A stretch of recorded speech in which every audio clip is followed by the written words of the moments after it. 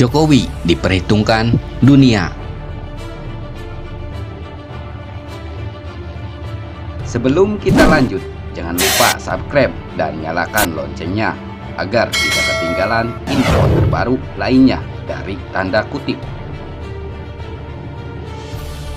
Presiden Joko Widodo menggelar pertemuan bilateral dengan Perdana Menteri Jepang Shinzo Abe, Presiden Amerika Serikat Barack Obama, dan Presiden Rusia Vladimir Putin. Pertemuan Jokowi dengan tiga pemimpin negara itu membuktikan dirinya mulai diperhitungkan dunia. Pertemuan bilateral dengan PM Abe, Presiden Obama, dan Presiden Putin berlangsung di sela-sela kehadiran Presiden di KTT APEC di Beijing, Tiongkok. Ketiga pemimpin negara itu memberikan penegasan akan arti penting Indonesia sebagai mitra strategis di kawasan. Mereka juga menyampaikan keinginan untuk berkontribusi dalam pembangunan di Indonesia. Kedua negara sudah lama membangun hubungan dengan sikap saling membantu. Jepang sangat mementingkan hubungan dengan Indonesia sebagai mitra strategis. Sebagai sesama negara maritim, kedua negara harus berkontribusi demi kedamaian dan keadilan, kata PM Abe. Penegasan sebagai sesama negara maritim dari PMAB itu menjadi kontekstual, mengingat Indonesia di bawah kepemimpinan Jokowi berambisi mengembalikan kejayaan maritim Indonesia.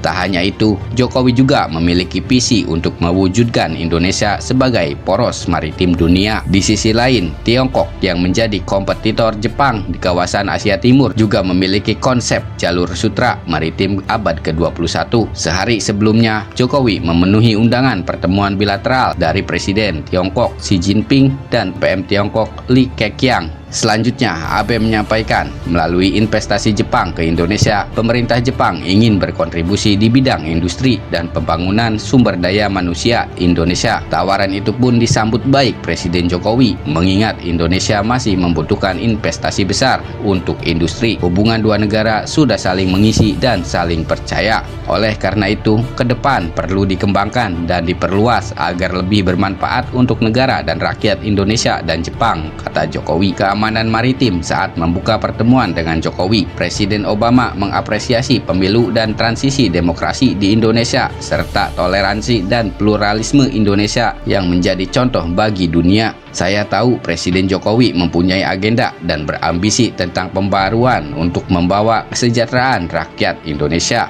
dan Amerika Serikat ingin berpesan bahwa Amerika Serikat ingin menjadi mitra dan menjadi bagian dari pembaruan itu, kata Obama. Pada kesempatan itu, Obama juga mengapresiasi kepemimpinan Indonesia dalam hal-hal yang menyangkut permasalahan kawasan Asia Tenggara ataupun internasional. Sebagai pemimpin dalam ASEAN, Indonesia dipandang tetap memainkan peranan penting di kawasan, termasuk keamanan maritim. Amerika Serikat memandang penting adanya kebebasan navigasi dan ketaatan pada norma internasional, serta penyelesaian sengketa secara damai. Asa akan stabilitas keamanan yang lebih baik juga disampaikan Presiden Jokowi. Kita ingin stabilitas keamanan kita lebih baik, makanya kerjasama di kawasan akan ditingkatkan, terutama di bidang keamanan, katanya. Pertemuan dengan Jokowi menjadi pertemuan bilateral pertama Obama dengan pemimpin negara lain yang hadir di KTT APEC di Beijing. Pertemuan bilateral itu digelar sekitar 2 jam setelah Obama tiba di Beijing. Saat membuka pertemuan bilateral dengan Jokowi, Presiden Putin lebih fokus pada kerjasama ekonomi yang sedikit menurun akhir-akhir ini. Namun, Putin memandang kondisi itu lebih disebabkan perkembangan ekonomi dunia secara menyeluruh. Kita ingin membahas bagaimana kita bisa memperbaiki situasi tersebut, kata Putin. Saat mengikuti jamuan makan malam pemimpin ekonomi di KTT APEC, Jokowi berada tepat di sisi kanan Presiden Xi Jinping. Di sebelah kanan Jokowi ada Presiden Obama, dan di sebelah kiri Presiden Xi Jinping duduk Presiden Putin. Saya berada di mana? Di tengah kan? Itu simbol.